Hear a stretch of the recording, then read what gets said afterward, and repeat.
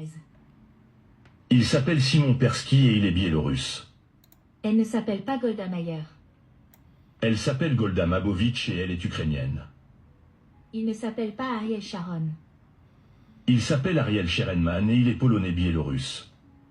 Il ne s'appelle pas Moshe Dayan. Il s'appelle Moshe Kitegorodsky et il est ukrainien. Il ne s'appelle pas Menahem Begin.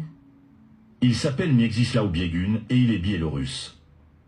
Il ne s'appelle pas Benjamin Netanyahu. Il s'appelle, laissons-le à la fin lui.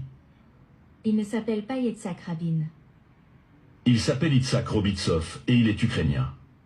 Il ne s'appelle pas Marc Regev. Il s'appelle Marc Freiber et il est allemand. Il s'appelle Moshe Chertok et il est ukrainien. Il ne s'appelle pas Levi Ashkol. Il s'appelle Levi Skolnik et il est ukrainien. Il ne s'appelle pas Moshe Yalon. Il s'appelle Moshe Smolansky et il est ukrainien aussi. Il ne s'appelle pas Benjamin Netanyahu. Il s'appelle Benjamin Milekowski et il est polonais. Il ne s'appelle pas Shimon Perez.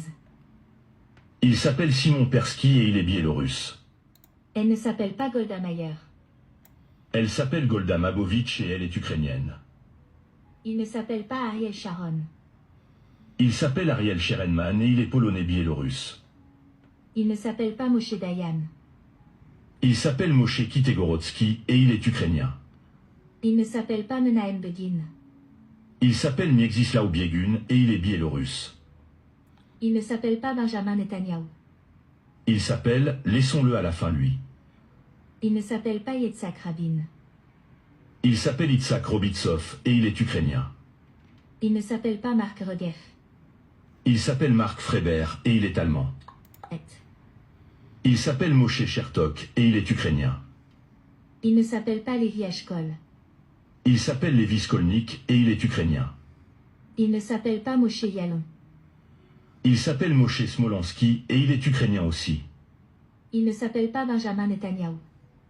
Il s'appelle Benjamin Milekowski et il est polonais.